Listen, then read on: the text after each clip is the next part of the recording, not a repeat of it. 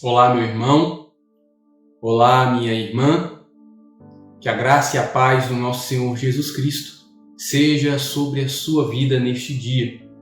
É com muita alegria que eu venho, através deste vídeo, mais uma vez compartilhar a palavra de Deus nesta série de devocionais que teve seu início durante esse período de quarentena, de isolamento que estamos vivendo. E o nosso objetivo, como sempre, é encontrar na palavra de Deus fortalecimento, renovo, inspiração, força, motivação, encorajamento, correção para as nossas vidas, para a nossa caminhada também nesses dias. E eu quero convidar você, portanto, a ter este tempo de meditação na palavra do nosso Deus.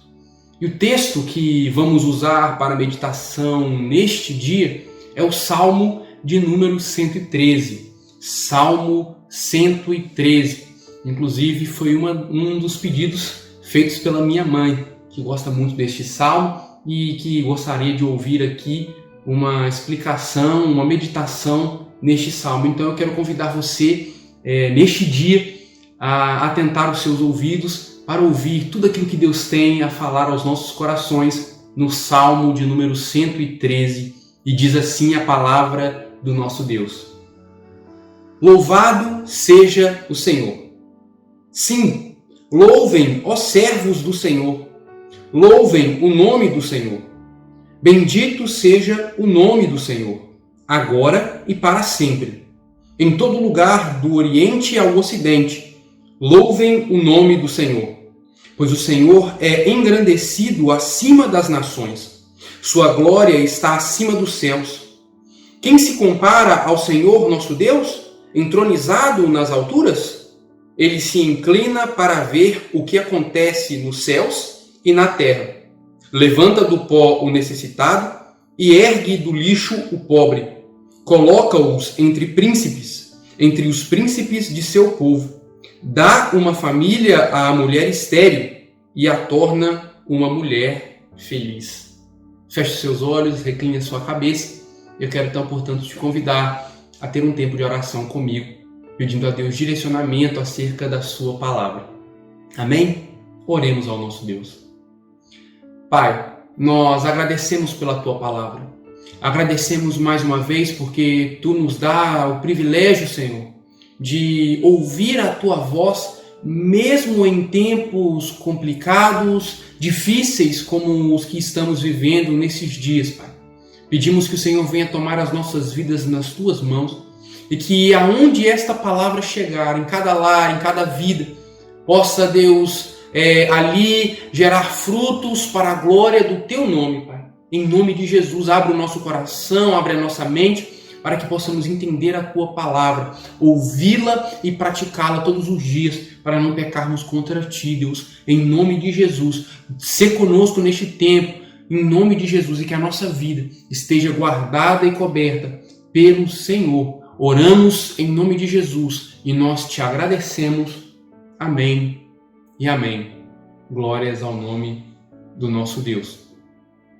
Bom, o Salmo 113, como vocês acompanharam comigo na leitura, é um convite para adorar a Deus do início, ao seu fim.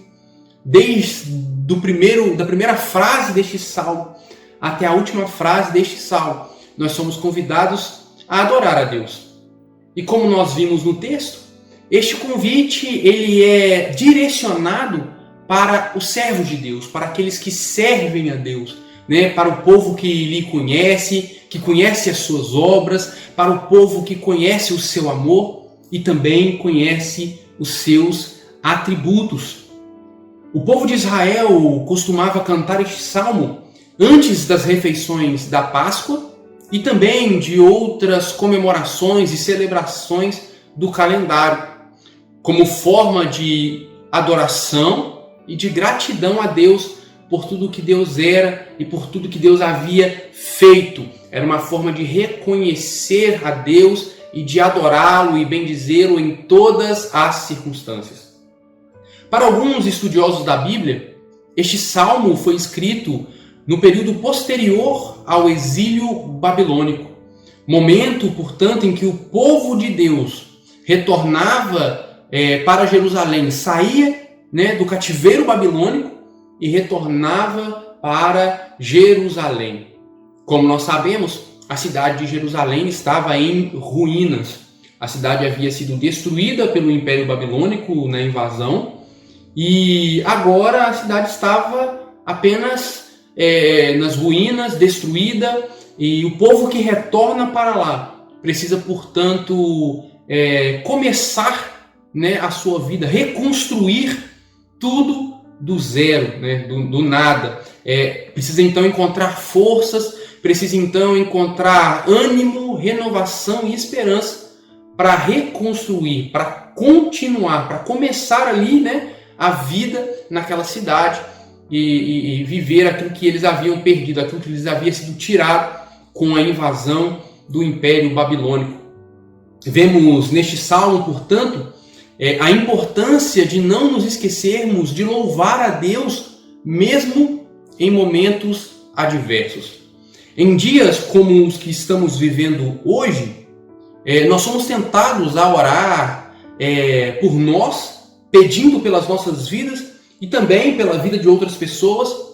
Nós somos nutridos pelo desejo, pelo costume de reclamar, de murmurar, de blasfemar. E com isso, nós nos esquecemos de que o nosso Deus, ele é digno da nossa gratidão e do nosso louvor. Ou seja, nós temos essa tendência de, em momentos difíceis, nos esquecermos de nos voltar a Deus em adoração. Nós nos concentramos muito em pedir ou reclamar, ou pensar coisas negativas, pedir para a gente, até mesmo pedir para outras pessoas, mas esquecemos de buscar a Deus em adoração e em gratidão. Mesmo diante das tempestades que nós enfrentamos, que nós certamente passamos e passaremos em algum momento da vida, nós não devemos nos esquecer que o nosso Deus, ele é digno de todo louvor e de toda adoração.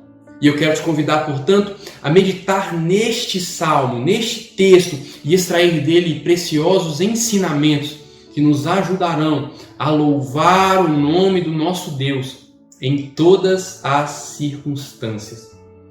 E o primeiro ensinamento que eu consigo extrair deste texto, deste salmo, é que devemos louvar a Deus em qualquer circunstância, pela grandeza do seu nome.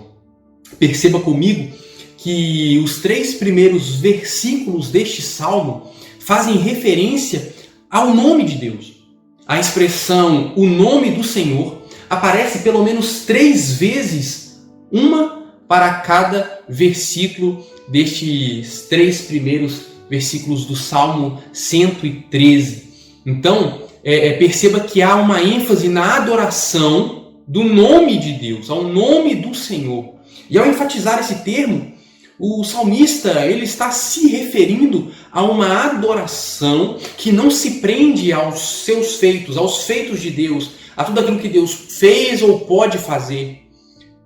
O salmista está querendo dizer, mostrar, ensinar que Deus deve ser adorado pelo que Ele é, pela sua essência, pelos seus atributos. O nome do Senhor é santo, o nome do Senhor é poderoso, o nome do Senhor é suficiente.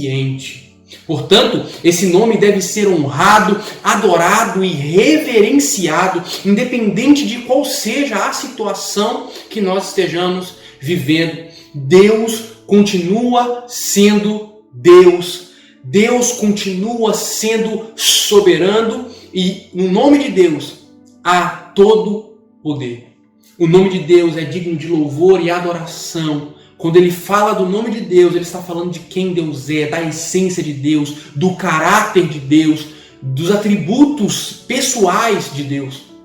E não apenas adorar a Deus porque as coisas estão boas, ou adorar a Deus pelo que Ele fez, pelo que Ele continua fazendo, ou adorá-lo de forma interesseira, buscando alguma coisa, algum benefício, alguma bênção de Deus. Não. Deus precisa ser adorado pelo seu povo, por aqueles que o servem, por causa da grandeza do seu nome. O nome dele é santo, o nome dele é poderoso, o nome dele é inigualável, o nome dele é suficiente e nós precisamos adorá-lo pelo que ele é, muito mais do que pelo que ele pode nos dar, pelo que ele pode fazer.